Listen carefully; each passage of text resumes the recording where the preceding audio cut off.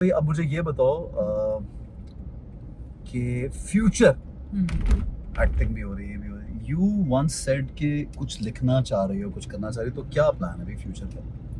ये तो है एंड गोल तो मेरा एक लाइफ का ओवरऑल कि मुझे लगता है राइटिंग के थ्रू आपका बेस्ट कथारसिस होता है। जब हम अभी मेंटल हेल्थ की बात कर रहे थे कि आप थेरेपी के लिए जाते हैं, आप जाके यू टॉक, आप एक्सप्रेस करते हैं अपने आप को बात के जरिए, तो मुझे लगता है कि राइटिंग भी एक बहुत बड़ा इसका एक जरिया है।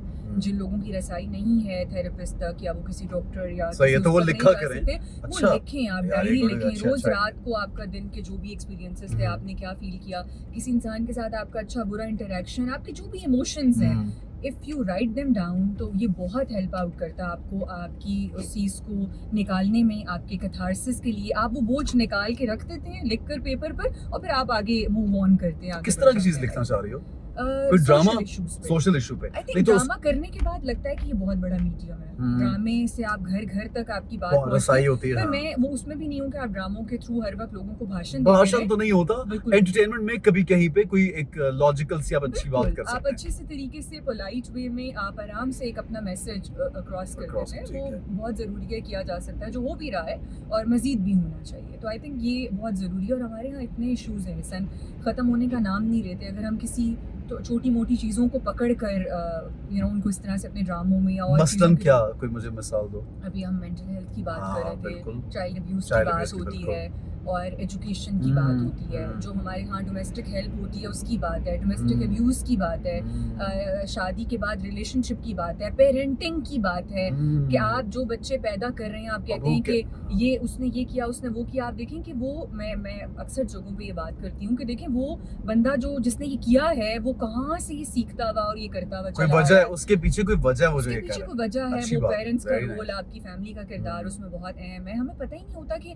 हम एक बच्चा पैदा कर दिया, उसको आप एंजॉय कर रहे हैं, बड़ा कर रहे हैं, अपनी रिस्पॉन्सिबिलिटीज पूरी कर रहे हैं, पर पेरेंटिंग में ये बहुत इंपॉर्टेंट है कि वो क्या सीख रहा है, क्या समझ रहा है, आप क्या इनकलकेट कर रहे हैं उस बच्चे के माइंड में, उसके उसमें, ये बहुत इंपॉर्टेंट है। तो I यार think- मुझे तो लगता है कि सिद्रा एक शो शुरू करो बहुत और लोग उस कहते हैं। नहीं और उस शो में अपनी लिखी हुई बात और अपनी चीज को डिस्कशन बनाओ, and this will be a very good thing for you. एक तो you will went out also through that show, plus एक लोगों तक पैगाम बड़ा अच्छा पहुंचेगा और सबको इन्वॉल्व भी करो। हाँ, I know। एनजीओ से अच्छा इरादा है?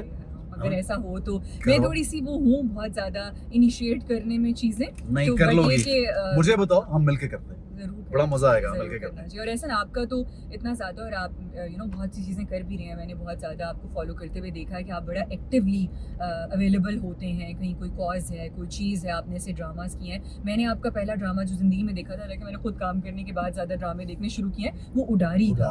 और आई थिंक अगर ऐसा किसी आर्टिस्ट की ज़िंदगी में ऐसी कोई चीज़ हो और वो चैलेंजिंग था, वो किसी भी तरफ जा सकता था आपके करियर में, एक उसमें वो तो खैर आपको बहुत अल्लाह ने उसमें इज्जत दी और सारा, बट ये कि बहुत ज़रूरी है सिद्रा एक बात बताओ, रिस्पॉन्सिबिलिटी। अभी ये बोल रहे हो तो मुझे एक चीज ख्याल आ रही जो मैं कहना चाहता हूँ कि अगर आप अपनी नीयत और अपनी सोच अच्छी रखते हैं ना, और आपका दिल होता है कि यार कुछ अच्छा, टेम्परेरी तौर पे आपको शायद लगे कि वो चीज़ हो नहीं रही जो आप चाहते हैं, लेकिन लॉन्ग रन में वही होता है जो जैसा आप सोचते हैं। मैं मेरे पास खुद ये इस तरह के सोशल इश्यूज की चीज़ें आती हैं, मैं एफर्ट तो करता हूँ, लेकिन मुझे लगता है सारे एफर्ट करते हैं, लेकिन चूंकि मैं डेडिकेशन के साथ उस चीज़ पे बहुत टाइम देता हूँ और सोचता हूँ कि मुझे किसी के लिए कुछ करना है, तो वो मेरे सामने आ जाती है।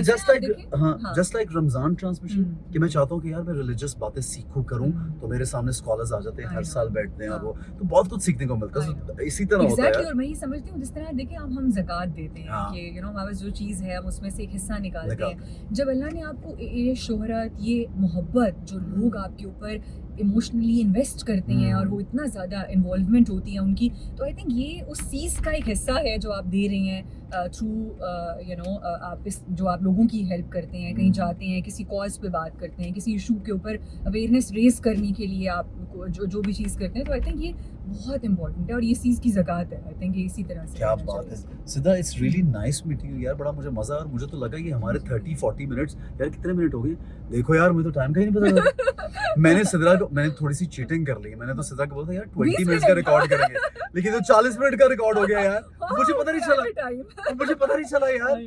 देखो यार, और अभी मुझे लग रहा है मैंने कोई बात ही नहीं की।